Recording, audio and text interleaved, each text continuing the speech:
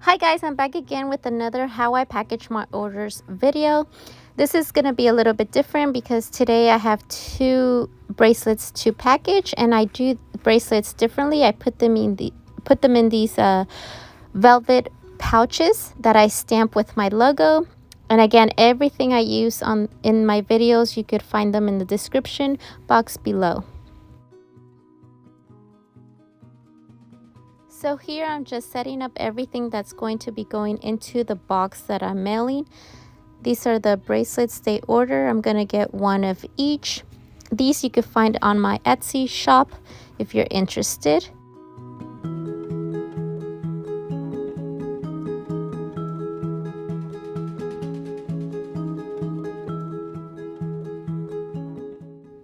These are labels that I created on canva.com, and I just printed them out and cut them out on regular cardstock paper. I just hole punch the corner of the label, and then I'll slide through the bracelet and then put each bracelet into the pouch.